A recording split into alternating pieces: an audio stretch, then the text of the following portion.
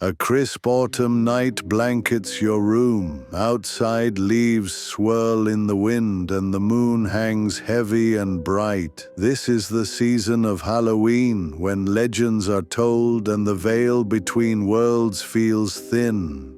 Tonight, gentle dreamer, you are invited to slip under your covers and join a special sleep journey that blends history, myth, and mindfulness. We will visit some of the world's most haunted places, not to frighten you, but to fascinate you and lull you into rest. This journey celebrates October's love of the mysterious while keeping a soothing, poetic tone. At each stop, you'll hear a true story grounded in recorded history: a ruined palace, an abandoned island, an ancient castle, followed by whispers of the legends that have grown around it. The goal is not to raise your heart rate, but to calm your mind with gentle imagery and contemplative details. Like watching a candle flicker, you'll find your thoughts slowing down as the narration guides you from one shadowed sight to the next. Across cultures, long nights inspire stories of spirits and ancestors. Our fascination with the unknown is universal. Telling ghost stories is a way to remember tragedies and to honor lives lived. Haunted sites often preserve glimpses of the past, the architecture, the customs, the emotions of those who lived and died there. By combining factual descriptions with myth, we invite you to enjoy the thrill of mystery from a safe, comfortable place. Like all our sleep journeys, this one aims to relieve anxiety and ease you toward restful sleep. Our journey begins beside the River Thames at the Tower of London. This 1,000-year-old fortress has served as royal palace, prison, and treasury. Its walls have witnessed everything from coronations to executions. Legends say that Anne Boleyn, beheaded on Tower Green, still wanders near her execution site, and that another spirit, Arbella Stewart, mourns her confinement. The tower's ravens guard its mysteries, and even a ghostly bear is said to have startled a guard. Yet as we walk its ramparts, we focus on the beauty of its stonework and the serene views over the city. We then travel to Rajasthan, India, to explore Bangar Fort. In the Aravalli Hills stands a ruined city frozen in time. This 17th-century fort has empty streets and silent temples. According to legend, a sorcerer fell in love with Princess Ratnavati. When she rejected his potion, he cursed the town, leading to its abandonment. Today, a sign warns visitors to leave before sunset due to reports of strange happenings. We'll wander through the market square in golden afternoon light, feeling the warmth of the stones and the quiet of an abandoned world. Next, we ascend Edinburgh Castle in Scotland. Perched atop Castle Rock, this fortress looks over the city with watchful eyes. A musician once vanished while exploring tunnels beneath the castle. His bagpipes ceased mid-tune, and some claim they can still hear faint piping on the wind. A headless drummer is said to warn of danger. These stories add mystery to the castle's history. As we climb its cobbled paths, we'll focus on the stonework glowing in the setting sun and the view across the city. From there, we descend into the Paris catacombs. Beneath the city are tunnels lined with bones. As cemeteries overflowed, Paris moved millions of skeletons into former quarries. The ossuary stretches for miles, and some parts remain unmapped. Walking through neat rows of skulls and femurs is like reading a book of human history. Our narration will guide you through this subterranean realm with respect and wonder, reflecting on the fleeting nature of life.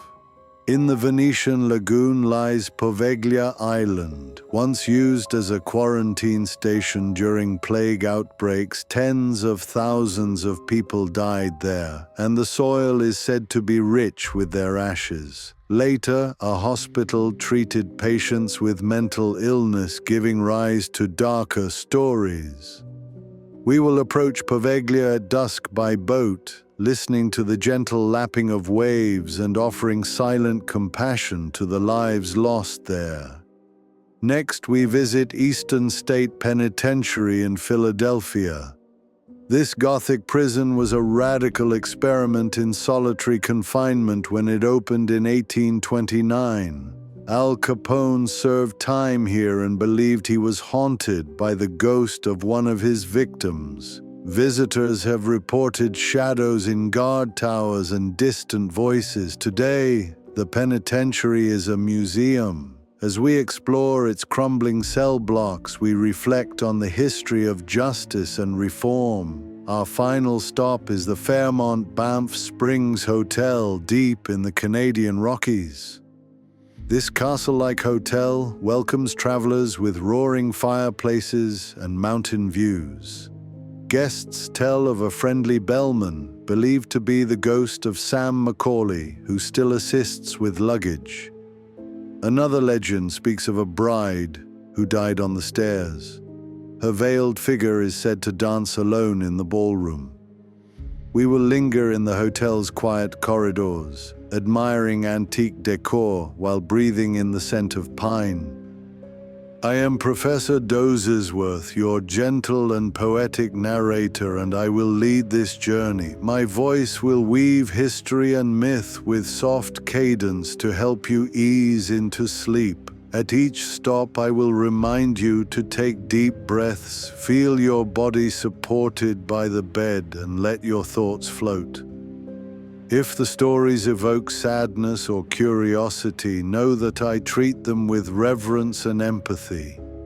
The spirits in these tales are part of our shared human heritage. As you enjoy this Halloween special, please subscribe to our channel to catch the full journey and future sleep meditations. Share this video with friends who appreciate natural sleep aids and mindful storytelling. Your likes and comments help more people discover our channel and join our peaceful community. Now, settle into your pillow, take a slow inhale and let it out. The world outside fades. The only thing that matters is the sound of your breath and the stories unfolding in your imagination. Let each legend carry you a little farther from wakefulness. When the video ends, allow yourself to drift off, holding the sense of wonder and peace we discovered together. Our Halloween journey begins. The screen will dim now, leaving only my voice to lead you into calm and quiet. Our journey begins on the banks of the River Thames, where an ancient silhouette rises against the London skyline. The Tower of London stands as both fortress and palace, its sturdy stone walls weathering nearly 1,000 years of history. Built under William the Conqueror, it was meant to command the city and to protect the new monarch. Over the centuries, it has served many roles: a royal residence, a state prison, a treasury, an armory, and even a menagerie. Kings and queens walked its corridors, treasure was guarded within its vaults, and traitors awaited execution on Tower Green. Yet, for all its power and splendor, the tower is perhaps best known for the stories whispered about it when the gates are locked and the ravens settle in. Take a deep breath and imagine yourself stepping through its arched gateway. The air is cool and still, tinged with the faint scent of river water and old stone.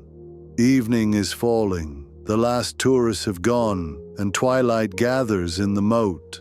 The faint murmurs of the city fade, leaving only the gentle flow of the Thames and the distant call of a raven.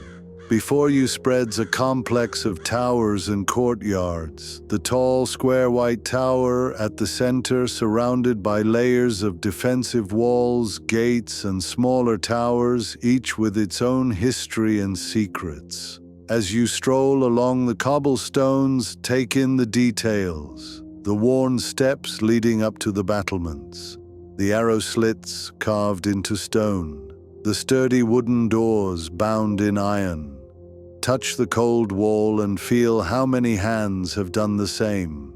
Picture medieval soldiers standing guard, their torches flickering in the wind. Imagine the royal guards of today, the yeoman warders, locking the gates in the ancient ceremony of the keys. This nightly ritual has taken place for hundreds of years, a reminder that traditions persist even as times change. In the center of the fortress rises the White Tower, an imposing keep built of pale limestone. Its thick walls once held the monarch's private apartments. Now they house armor worn by Henry VIII and displays of glittering weaponry. As you enter, the scent of old wood and stone deepens, and the sound of your footsteps echoes off vaulted ceilings. Spiral staircases wind upward to rooms where kings slept and where their prisoners sometimes languished. One such prisoner was Anne Boleyn, the second wife of Henry VIII. Condemned for alleged treason, she was beheaded on Tower Green. Legend says that she still walks near the site of her execution, her ghostly figure gliding through the chapel of St. Peter ad Vincula, where she is buried. Some stories claim she carries her severed head tucked under her arm. Yet in our telling, she is no fearful spectre, but a reminder of a woman's courage and tragedy. Pause for a moment by the green and imagine the faint whisper of silk skirts in the wind. Nearby stands the King's House, a timbered building where another spirit is said to dwell. Arbella Stuart, cousin to Elizabeth I, married without the Queen's permission and was imprisoned in the Tower. She starved while under house arrest, her hopes of freedom fading with each day. Visitors occasionally speak of a young woman at an upstairs window gazing longingly toward the river. Think of her not as a ghost to fear, but as a story left unresolved. Offer her a silent greeting as you pass by. Not all of the tower's phantoms are human. Yeoman warders tell the tale of a huge ghostly bear that appeared to a jewel housekeeper one night. The man cried out and was so terrified that he died of shock soon after. Whether bear or man, these stories reflect the tower's long history as a royal menagerie, once home to lions, elephants, and even a polar bear who fished in the Thames. If you listen carefully, you might imagine the rustle of straw and the low growl of animals long departed. Another legend concerns two small boys, often referred to as the princes in the tower. Edward V and his younger brother Richard were placed in the tower by their uncle, Richard III, for their protection. The boys were never seen again, and rumors quickly spread that they had been murdered. In later centuries, skeletons discovered within the tower were thought to be theirs. Some visitors claim to feel a sudden drop in temperature when walking past the bloody tower, or to glimpse two young shadows holding hands. Whether or not their spirits remain, their story reminds us of the fragility of power and the cruelty that can accompany it. While these tales attract curious minds, the tower is also a place of beauty and resilience. The ravens that live here are cared for by the Raven Master. Legend says that if they ever leave the tower, both it and the kingdom will fall. Watch them as they strut across the green or perch on the battlements. Their dark feathers glisten in the fading light. Their presence lends an almost mythical air to the fortress. Some say the ravens are the true guardians of this place, keeping watch over centuries of secrets. As evening deepens into night, lanterns glow along the walls and the river glitters under the moon. You might hear the faint ring of metal as a guard locks the gate, or the soft murmur of a yeoman warder telling a tale. Let your mind wander through the tower's many layers, the crown jewels shining securely in the jewel house, the bloody tower where Sir Walter Raleigh once wrote poetry, the chapel royal with its simple wooden pews and stone floor worn smooth by centuries of worshippers. Each space holds echoes of laughter and tears, of triumph and defeat. Now return to your imaginary bed within the walls. Feel the heavy blankets warm against the chill and listen to the quiet hum of the city beyond. In this ancient fortress, life continues. The ceremonial duties, the residency of the tower's community, and the flow of visitors by day. But at night, you are alone with the past. Let the stories become soothing whispers that lull you. Remember that ghost tales often arise from real human experiences: love, betrayal, ambition, loss, and that hearing them can give us a sense of connection rather than fear. As you drift towards sleep, imagine the ravens settling onto their perches, the stones cooling under the night air, and the Thames flowing steadily by. The Tower of London endures, keeping watch over countless dreams. Breathe slowly and deeply. Each exhale releases tension. Each inhale brings in calm. With your eyes closed, thank the spirits for their stories and gently let them fade. We leave the fortress behind with respect and curiosity, ready to journey to our next destination. From the misty ramparts of the Tower of London, our journey leaps across continents to the sun-baked hills of Rajasthan. The air grows warmer, tinged with the scent of sand and dry grass. In the distance, a line of crumbling walls emerges from the Aravalli Ranges, standing silent and desolate. This is Bangar Fort, an abandoned city whose stones whisper of magic and malice, love and loss. Built in the 17th century for a princely family, it now lies empty, slowly being reclaimed by nature and myth. As we approach, the midday sun casts long shadows across the ruins. Parrots flutter overhead. Goat bells echo from a nearby village. The fort's towering gateway looms above us, inscribed with a warning to leave by sunset. At night, these ancient paths belong to the spirits. Take your time to imagine the setting. Bangar sits at the foot of a rocky hill, protected by 5 massive gates and thick ramparts. Inside, narrow alleys wind past the remains of houses, shops, and temples. Once the market here bustled with merchants and artisans selling spices and fabrics. Now weeds grow through the flagstones and only monkeys scamper among the columns. To one side stands the Gopinath temple, its carved pillars still beautiful. Nearby are the Purohichi Ki Haveli, homes of priests. Deeper in are the ruins of dancers' palaces and the royal palace itself. It is like walking through a stage set after the actors have gone, majestic yet melancholy. This fort's desolation is not due to war alone, but to a story that has become legend. According to local lore, a princess named Ratnavati possessed great beauty and wisdom.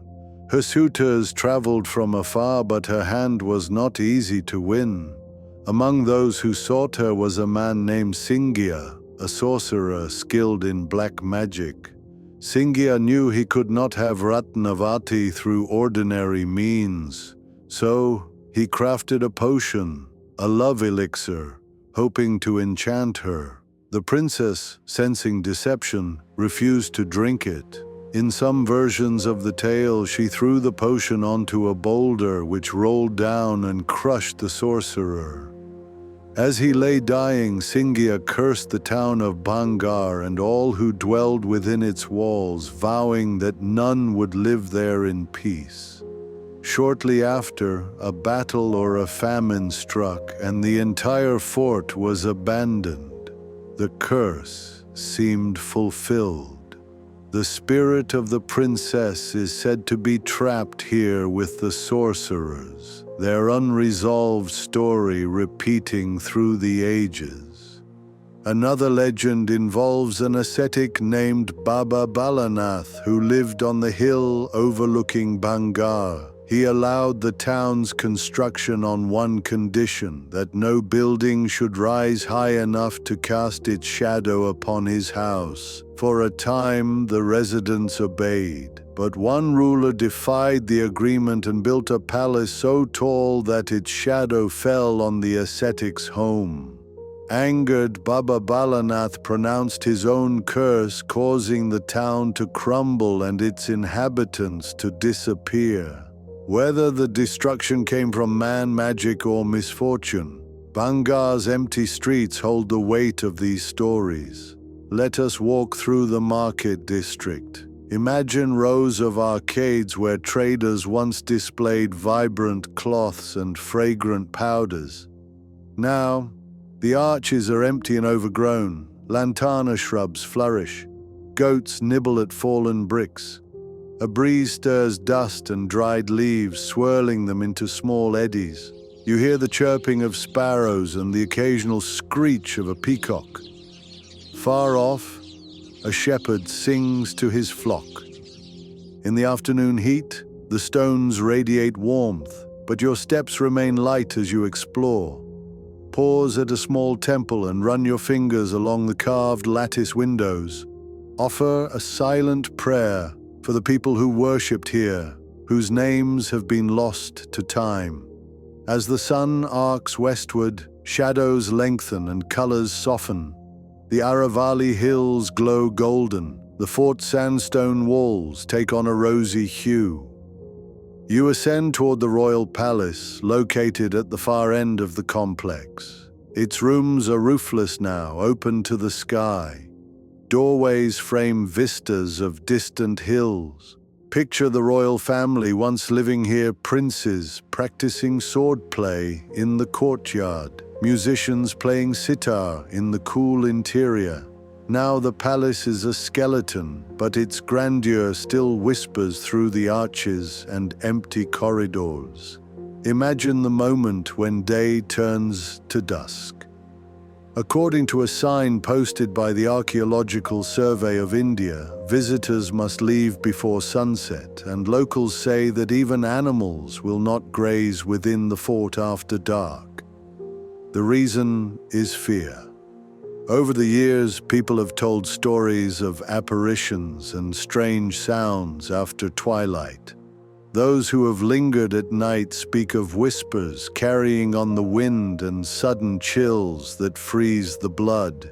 Some say they have felt invisible hands on their shoulders or heard footsteps behind them when no one was there.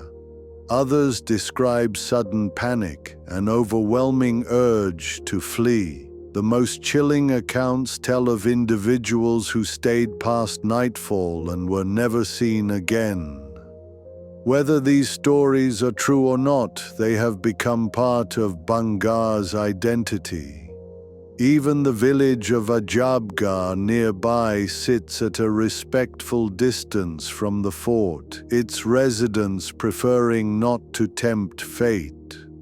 As darkness gathers, we retreat from the palace and walk back through the fort's gates. The air cools and the first stars appear in the indigo sky. Owls hoot softly from the hills. You turn once more to look at Bhangar silhouetted against the fading light. It is hauntingly beautiful, a memory of glory and a monument to how quickly fortunes can change. Whatever happened here centuries ago, curse or coincidence, the fort stands today as a reminder of the stories we tell to explain the unexplainable and of the resilience of architecture against time. Now back in the comfort of your bed, feel the contrast between the desert heat and the coolness of your sheets. The tales of Bhangar linger in your mind. But rather than fear, let curiosity and empathy guide your thoughts. Think of Princess Ratnavati making her choice, of Singhia's unrequited love turned to spite, of villagers building and abandoning a dream. Let the murmur of crickets become a lullaby. Breathe deeply in and out and imagine the fort bathed in moonlight, its stones absorbing the night's calm. With each breath, your body grows heavier and your mind quieter. The legends of Bhangar become gentle companions, carrying you towards sleep. Settle deeper into your pillow as we leave the deserts of Rajasthan and drift northwards across seas and moors to a rugged outcrop of black volcanic rock rising high above a city of spires. Edinburgh Castle, perched atop Castle Rock, has watched over Scotland's capital for more than 1,000 years. Its stones have seen royal coronations and sieges, prisoners and queens, celebration and sorrow. Tonight it welcomes us as gentle observers, ready to listen to its whispered stories. You find yourself walking up the Royal Mile, cobbles glistening from a recent rain. The wind carries the tang of sea salt from the Firth of Forth and the faint melancholy note of a distant bagpipe. As you approach the fortress, massive walls loom overhead, their weathered faces mottled with patches of lichen. Ravens circle lazily above the battlements, their dark wings cutting silent arcs against the pewter sky. Even in daylight, the castle's presence is austere. In the soft glow of twilight, it feels both imposing and inviting. Passing through the arched gateway, you leave the city behind. Within the outer courtyards, time seems to slow. Smooth flagstones lead you past cannons that once thundered in battle but now sit patiently, turned to monuments. You touch the cool stone and imagine the countless hands that have done the same, from early settlers in the 9th century to medieval courtiers, from soldiers seeking rest to children peering over the ramparts. You feel the continuity of human presence, each generation leaving its breath on the same stones. The air is crisp, alive with history and an undercurrent of anticipation. Your guide, a soft-spoken Scotsman, invites you to sit on a low stone bench beneath a lantern. Its warm light flickers across the courtyard, casting dancing shadows that play in the corners of your vision. Listen, he says, to a story woven into the bones of this place. You close your eyes and breathe deeply, letting the words wash over you. Centuries ago, the castle guards discovered a secret tunnel leading from beneath the fortress down to the old city. To find where it emerged, they sent a young bagpiper to explore. He walked into the darkness, piping a lively tune so those above could follow his progress. His music echoed up from beneath, guiding them along the Royal Mile, past shops and taverns, toward the Tron Kirk. Then suddenly the song stopped. The rescue party found no trace of the boy. Some say the tunnel collapsed. Others whisper that the earth itself swallowed him. To this day, locals claim that when the wind is right, you can hear faint bagpipes playing from beneath the streets. As you listen in the quiet courtyard, the sound seems to drift up through the cobbles, gentle notes rising and falling like distant waves. Your guide tells of another spectral musician. In the dark days when armies surrounded the castle, a drummer's roll warned of impending attack. One night in 1650, days before Oliver Cromwell's forces captured the city, soldiers saw a figure on the battlements, a drummer boy with no head, beating a drum with practice. They took it as an omen, and soon after, the castle surrendered. Since then, stories of a headless drummer have been shared in whispers. Some say that the rhythm of his ghostly drum still echoes in empty corridors when storms approach.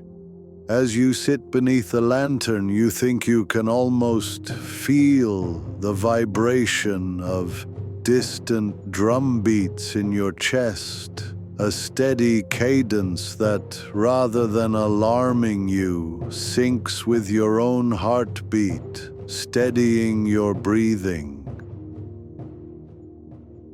The guide's voice softens, reminding you that these tales are but threads in a tapestry stretching back centuries. The castle served as a royal residence in the Middle Ages and later as a military barracks. It has sheltered heroes and prisoners, celebrated births and witnessed executions.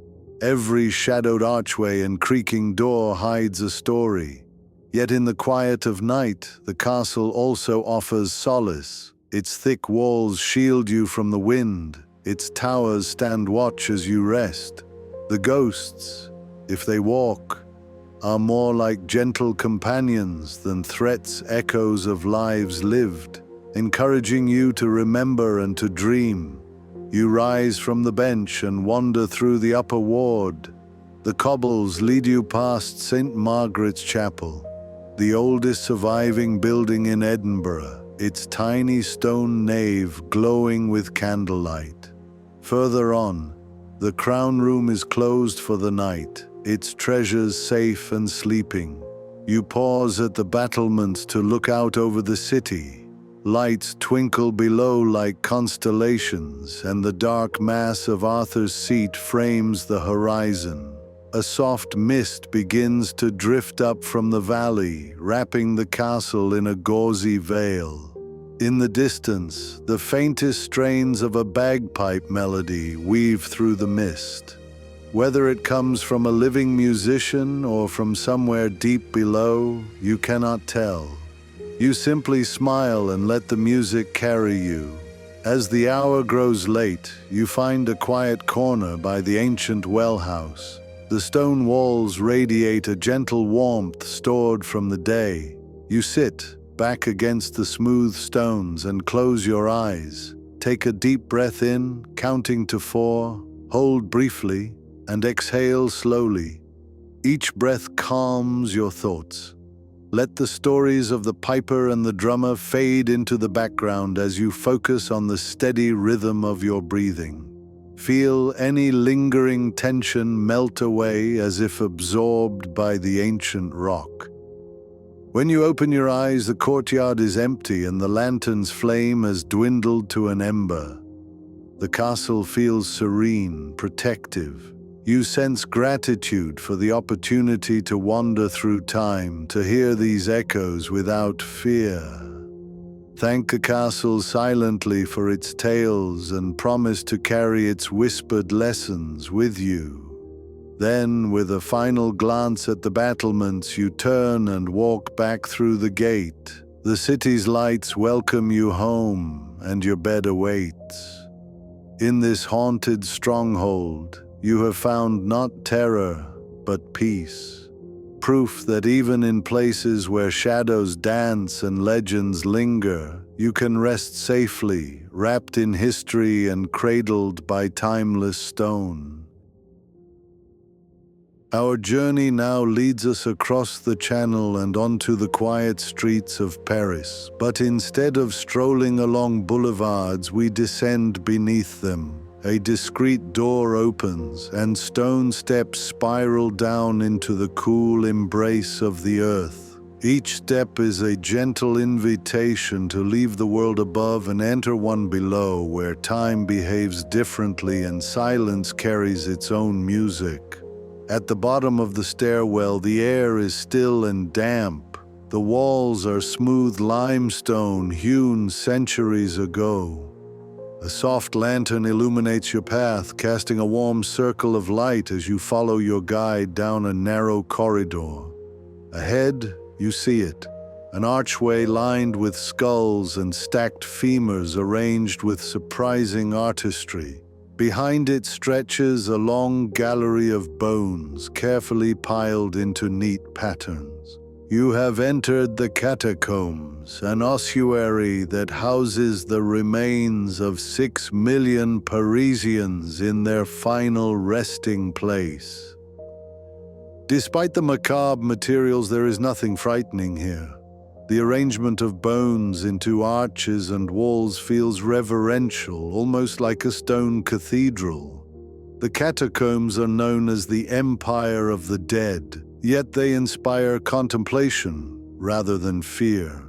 Only a tiny portion of the vast underground network is open to visitors, and this official path is safe and cared for. The smell of earth and old stone, the steady drip of water, and the muffled echo of your footsteps create a meditative rhythm. You notice that the bones of nobles and commoners, adults and children, rest side by side. Here, equality in death is complete. No names, no titles, only the gentle curvature of skulls and the straight lines of tibias. Your guide speaks quietly, the words absorbed by the porous walls. He tells you that these tunnels once formed part of a quarry. In the 18th century, when overcrowded cemeteries overflowed and sinkholes opened streets into graves, the city needed a solution.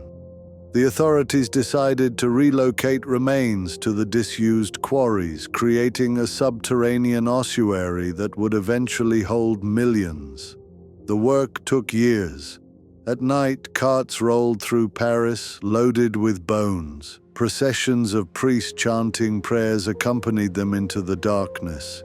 Today, those bones have been arranged into mosaics, columns, and patterns that line the walkways. You continue deeper.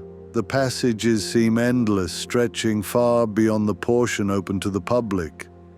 In truth, the catacombs are vast. Hundreds of kilometers of tunnels weave beneath the city, and many areas have never been fully mapped or explored. Some sections are impassable, sealed off for safety. Adventurous souls called cataphiles occasionally wander these forbidden corridors, but you remain on the marked path, reassured by the knowledge that this official route is secure. The enormity of the labyrinth reminds you that the city above is only part of Paris's story. Beneath it lies another world, hidden and silent. The thought of 6 million lives represented here stirs your imagination. If each skeleton were to whisper a memory, the air would be filled with stories. Some people wonder whether the souls of the dead linger in these tunnels. While wandering among the bones, you may feel a presence, perhaps a memory, perhaps your mind creating companions. Rather than disturbing, this sensation is strangely comforting. It feels as though the weight of centuries is enveloping you like a blanket, reminding you that you are part of a longer continuum. You breathe in slowly and exhale, releasing any anxiety into the cool stone air. At a junction, you pause in front of a carved plaque that reads, "Arrête, c'est ici l'empire de la mort, stop. This is the empire of death." The warning is both factual and poetic. You respect the admonition and proceed with humility. Your guide invites you to sit on a low, smooth rock for a moment. The lantern's light flickers on the bone walls, creating gentle shadows that dance across skulls. You close your eyes and listen. There is only the faint drip of water and the sound of your own heartbeat. In this underworld, life continues in small ways, water seeping through limestone, bacteria feeding on minerals, time slowly sculpting the earth. Imagine the contrast between the bustling boulevards above and the stillness here. On the surface, Paris pulses with music, chatter, and headlights. Underground, it is serene. Think of the lives represented by these bones. Millions of people who laughed, loved, hoped, and feared, just as you do. Their remains form arches and corridors that now help visitors reflect on mortality, history, and the interconnectedness of all beings. If you ever worry about feeling alone, remember that deep below, countless souls have created a community of sorts, an eternal gathering. You slowly rise and begin to make your way back toward the spiral staircase. The lantern light guides you through the final corridor. As you climb upward, the temperature warms and the air becomes fresher. Each step up is like resurfacing from a dream. When you emerge onto the street, the sounds of the city greet you once more. Cars hum, voices murmur, leaves rustle. The contrast emphasizes the tranquility of the underworld you just left. Back in your bed, you recall the sights and feelings of the catacombs. You realize that contemplating mortality can be calming rather than frightening. Knowing that the bones below have been laid carefully, that the labyrinth is vast and mysterious yet safe for visitors, offers a sense of groundedness. As you close your eyes, you picture those neatly stacked skulls and the messages carved into stone. You breathe in, hold briefly, and breathe out slowly, letting any remaining tension dissolve. The empire of the dead has given you perspective on life. Allow that perspective to lull you into a peaceful sleep. We leave the dim tunnels of Paris behind and set our sights across the Alps toward the shimmering waters of the Venetian lagoon. Here, among a scattering of small islands and softly sloshing tides, lies a place whispered about in hushed tones: Poveglia. Tonight, our journey takes us close to its shores, but gently, respectfully, and from a distance, so that we might honor its history without disturbing its slumber. You imagine yourself aboard a small wooden boat gliding across calm water. The air is cool and carries a scent of salt and seaweed. In the distance, the domes and bell towers of Venice recede, replaced by reeds and low-lying land. Poveglia appears ahead as a dark silhouette, a cluster of overgrown trees and crumbling brick rising from the lagoon. As your boat slows, the only sounds are the soft splash of oars and the cries of distant gulls. Poveglia's story is one of transformation.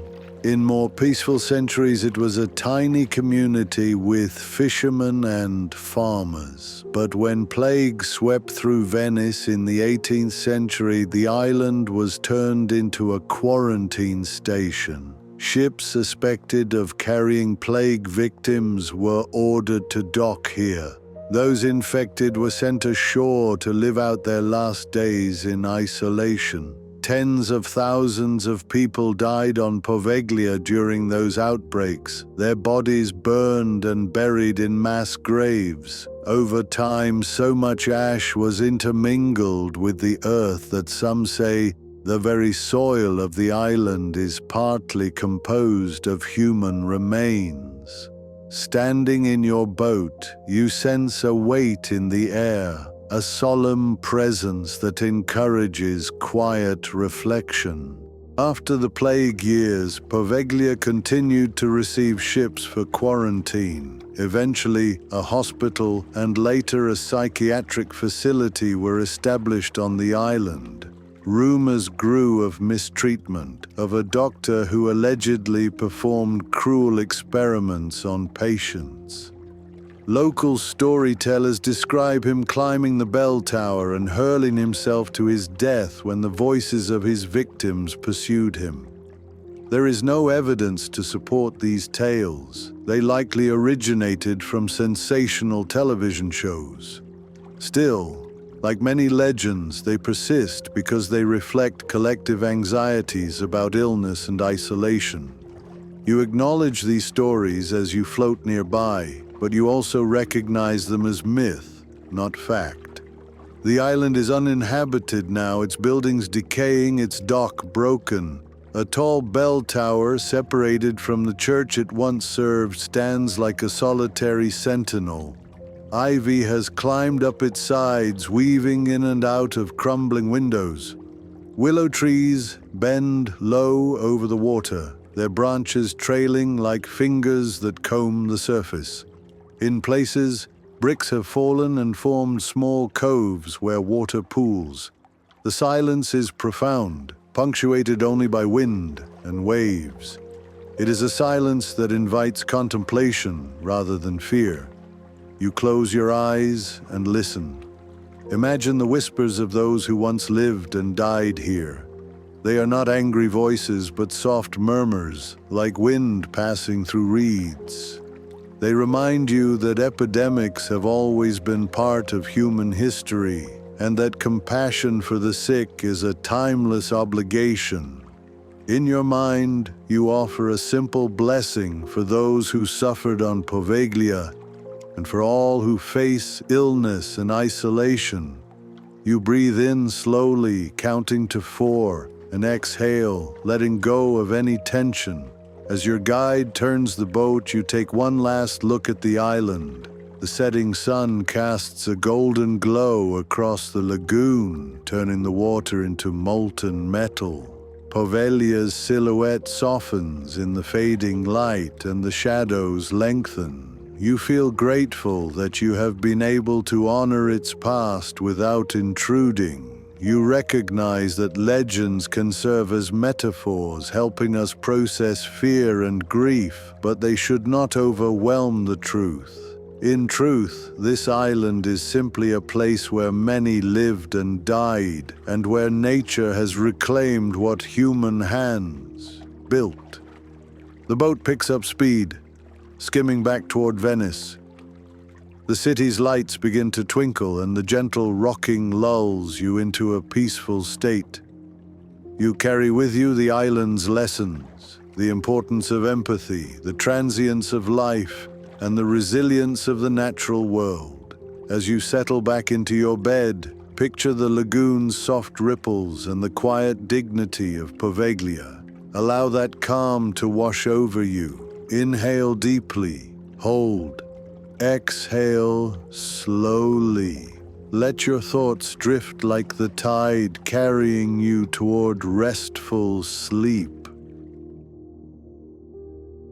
From the shimmering waters of Venice, we travel west across oceans and plains to the American city of Philadelphia. Here, amid bustling streets and row homes, stands a massive stone fortress whose Gothic turrets and high walls evoke a medieval castle. This is Eastern State Penitentiary, once the most expensive and innovative prison of its time.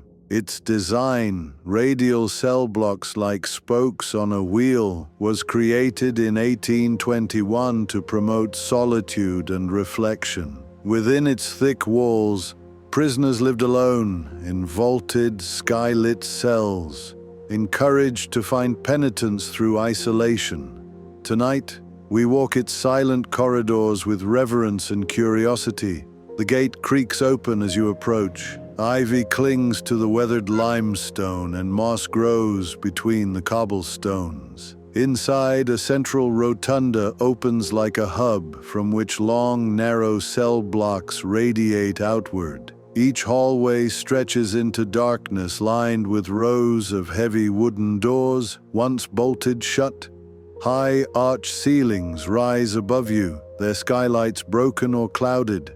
Shafts of moonlight seep through, casting pale beams onto cracked concrete floors. The air smells of dust and old stone, carrying a faint chill. Even in ruin, the penitentiary possesses a strange beauty. Its architecture resembles a cathedral, inspiring both awe and contemplation. You imagine the lives that pass through these hallways. Eastern State opened in 1829 and quickly gained notoriety for its strict system of solitary confinement, known as the Pennsylvania system.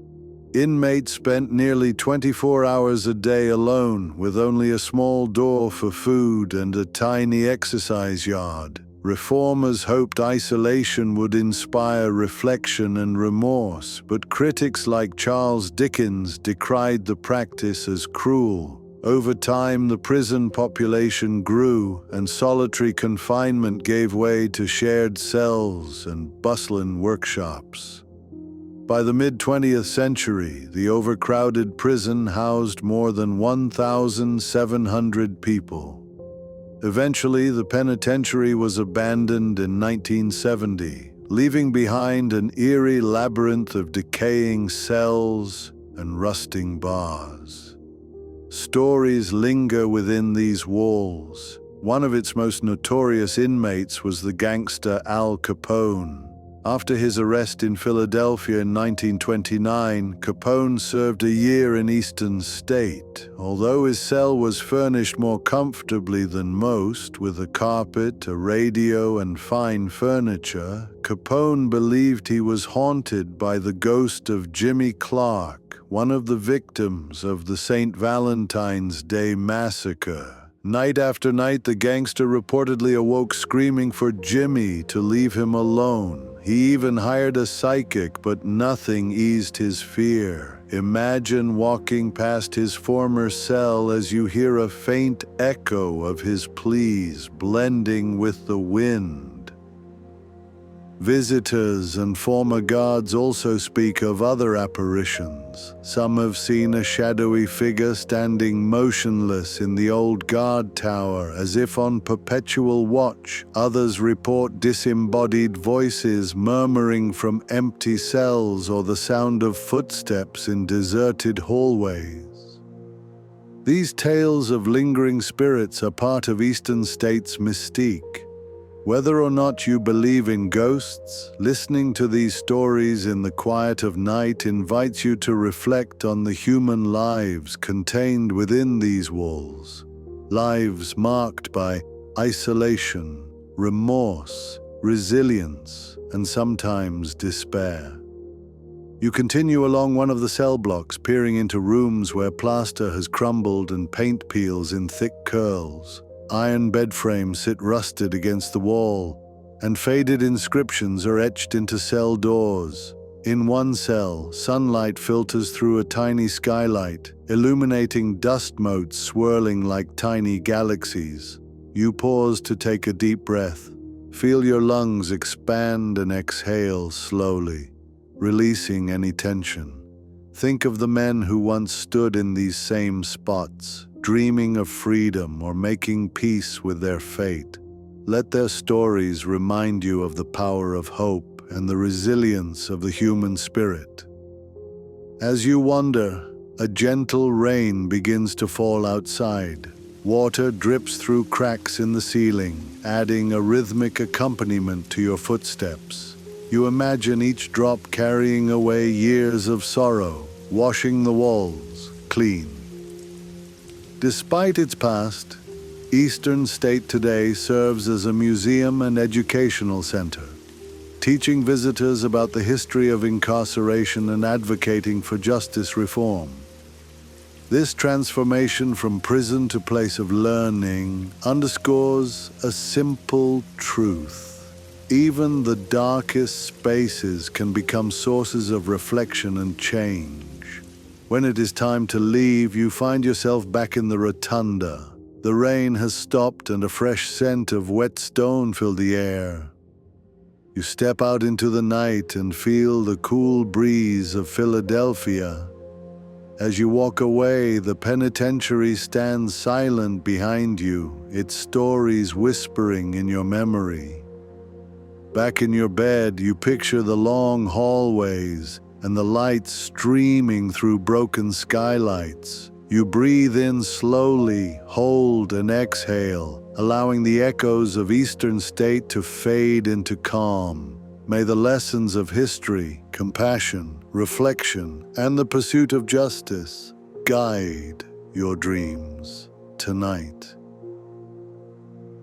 As our journey continues, we follow the setting sun west to the rugged peaks of Canada's Rocky Mountains. Deep in the vast forest where spruce and fir scent the air, a grand stone building rises like a castle from a fairy tale. This is the Fairmont Banff Springs Hotel, affectionately known as the Castle of the Rockies, built in 1888 by the Canadian Pacific Railway to lure European tourists seeking wilderness luxury. The hotel sits within Banff National Park, surrounded by snow-capped mountains, turquoise rivers, and dense forest. Tonight, we step inside its ornate halls to explore its history and meet some of its gentle specters.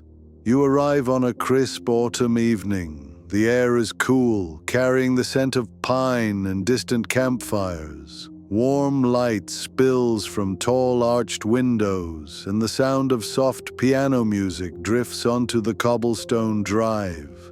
Stepping through heavy wooden doors, you find yourself in a grand lobby of carved stone and dark wood. A fire crackles in a massive hearth. Plush armchairs invite weary travelers to rest. Staff move quietly about, their footsteps muffled by thick carpets. There is a sense of timeless hospitality here, of a place that has welcomed guests for generations. The hotel's long corridors twist and turn like a maze, lined with doors that open to lavish suites and cozy chambers. Some of these doors lead to stories whispered among staff and repeated by returning guests. One involves Sam Macaulay, a beloved Scottish bellman who worked at the hotel for decades and reportedly vowed to return after his death to continue helping guests. People say that when lights flicker in the hallways or elevator doors open and close without explanation, Sam is making his rounds. There are tales of late-arriving travelers finding an elderly bellman in an antique uniform waiting to unlock their door and carry their luggage. When they turn to thank him, he has vanished. Rather than frightening, the idea that Sam remains at his post feels comforting, as though dedicated service transcends time. Another legend centers on the hotel's grand marble staircase. In the early 1930s, it was said to be lined with flickering candles during a wedding celebration. As the bride ascended the curved steps toward the ballroom, her gown brushed against a flame and caught fire. In her panic, she tripped on her dress, fell down the stairs, and died. Guests and staff tell of seeing a veiled figure gliding down that staircase, her dress billowing like mist, or of glimpsing a young woman dancing alone in the Cascade Ballroom. They speak of strange noises from the bridal suite when no one is inside. The ghost bride, as she is known, is portrayed not as a vengeful spirit, but as a romantic, haunting memory of love interrupted. There are other tales too, whispers of a ghostly bartender who encourages late-night revelers to retire to bed, and even a headless man who plays bagpipes in distant hallways. The hotel denies these stories officially, but their persistence adds to the building's charm. As you wander the richly carpeted corridors, you may feel a slight chill when you pass certain doorways or hear a faint melody where none should be. These sensations are gentle reminders of the countless lives that have passed through these halls, leaving behind impressions like footprints in soft snow. After exploring the interior, step onto a terrace overlooking the Bow Valley. Night has fallen, and a million stars scatter across the clear mountain sky. The Bow River glints silver as it winds through the dark forest. The silhouette of Mount Rundle looms above like a protective guardian. In the distance, you might hear the soft hoot of an owl or the rustle of elk moving through the trees. Feel the cool mountain air fill your lungs as you breathe deeply. Allow the tranquil majesty of nature to wash away any lingering apprehension. The hotel, though steeped in legend, sits within one of the world's great sanctuaries. Its ghosts are part of a larger tapestry of wilderness and wonder. Return inside and find your way to a quiet corner of the lounge. A string quartet plays softly, blending melodies with the distant whisper of the wind. Your chair is deep and comfortable. A cup of herbal tea warms your hands. Close your eyes and imagine Sam quietly straightening the lobby chairs or the ghost bride dancing gracefully on the empty ballroom floor. Smile at the thought that their stories have endured, weaving a sense of history and romance into the fabric of the hotel. Breathe in, hold briefly, and exhale slowly. Feel your body relax, anchored by the deep, steady energy of the mountains. As you prepare to drift off to sleep, let the images of the Castle of the Rockies linger in your mind. Picture the firelight flickering on stone walls, the softly curving staircase, the shadow of a kilted bellman moving down a corridor. Remember that legends like these remind us of the continuity of life and love, echoing through time. With these stories as your companions, you can settle comfortably beneath your blankets, ready to dream of starry skies and snowy peaks carried gently into the night. As our spectral journey draws to a close, settle once more into your favorite resting place. Feel the softness beneath you, the gentle weight of your blankets. Allow your body to sink deeper with every exhale. Close your eyes and let your mind float back over the landscapes and legends we've explored together. Picture the Tower of London, its ancient stones warmed by a golden dawn. In your memory, hear the rustle of ravens' wings and the whisper of ghostly footsteps on cobblestones. Remember the lessons of resilience and grace carried by Anne Boleyn and Arbella Stewart, by the Princes and the Phantom Bear. They remind you that even in the shadow of history, there is dignity and endurance. Now drift to the dusty pathways of Bhangar Fort. See the crumbling walls glowing under a fiery sunset. Hear the distant echo of a black magician's curse and the courage of a princess who defied him. Feel the stillness of abandoned courtyards and the gentle breeze that whispers through ancient arches. Let this place teach you that superstition cannot extinguish hope and that love endures beyond fear. Let your mind wander to Edinburgh Castle, perched upon volcanic rock, shrouded in mist. Listen to the faint strains of a bagpipe beneath the city streets, the steady rhythm of a headless drummer's hands. These melodies reveal the persistence of memory and the comfort of tradition. They remind you to honor the past while embracing the present. Travel next to the Paris catacombs, where millions of souls rest in silent harmony. Picture the walls of carefully stacked bones, the cool, damp air, the drip of water. Recall how the labyrinth encouraged you to reflect on equality in death and the gift of life. Let those thoughts wash over you like a gentle tide, calming your mind. Float above Poveglia Island, watching its dark silhouette in the Venetian lagoon. You remember the soft lapping of water against the boat, the overgrown bell tower, the countless lives laid to rest there.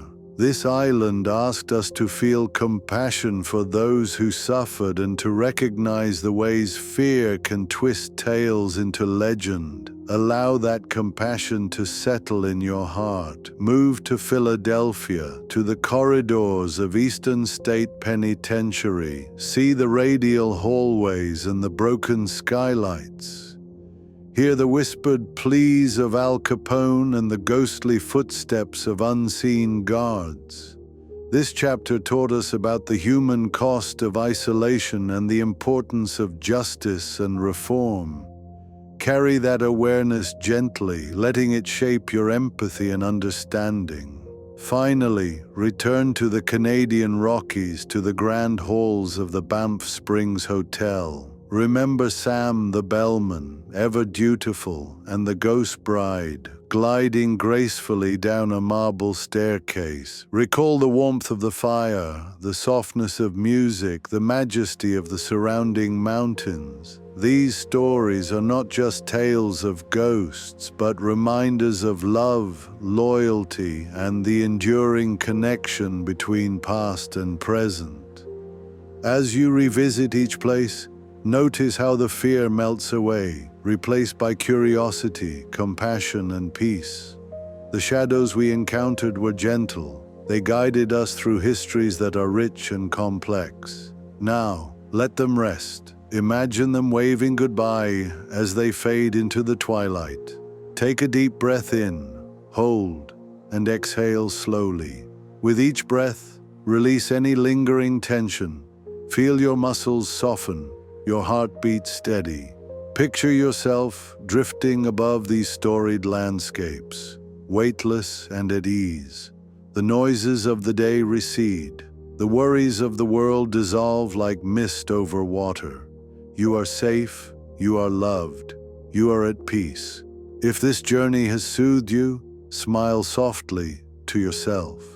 Perhaps you'll join us again on future travels to places near and far. For now, allow sleep to take you. Let your dreams be filled with quiet castles, gentle rivers, misty mountains, and warm fires.